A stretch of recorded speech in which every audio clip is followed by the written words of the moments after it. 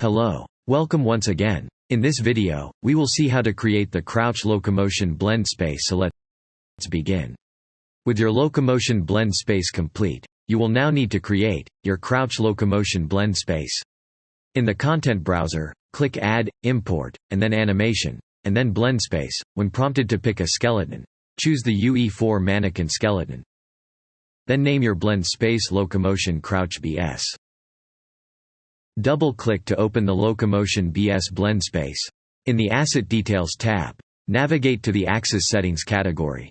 Then select the arrows adjacent to the horizontal axis and the vertical axis to see more variable details. In the horizontal axis settings, change the name variable to direction, then set the minimum axis value to -180 and the maximum axis value to 180. In the vertical axis settings, change the name variable to speed, then set the maximum axis value to 300. Navigate to the Asset browser. Then within the Filter search bar, type Crouch Idle Rifle Hip. Then drag and drop the Crouch Idle Rifle Hip asset into the blend space at direction 0.0 and speed 0.0. Repeat the previous step, inserting the Crouch Idle Rifle Hip asset into direction 180 and speed 0. And then direction 90 and speed 0. Again, direction -90 and speed 0. And lastly direction -180 and speed 0. In the Asset Browser tab Filter search bar then select Crouch Walk FWD Rifle Hip, and place at speed 300 and direction 0.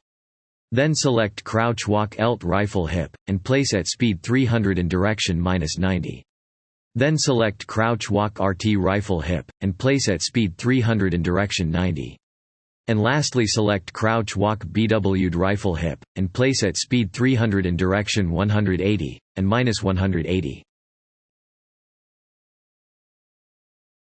Now save and compile your Locomotion Crouch BS. Your completed Locomotion Crouch BS blend space will look as shown in the image below.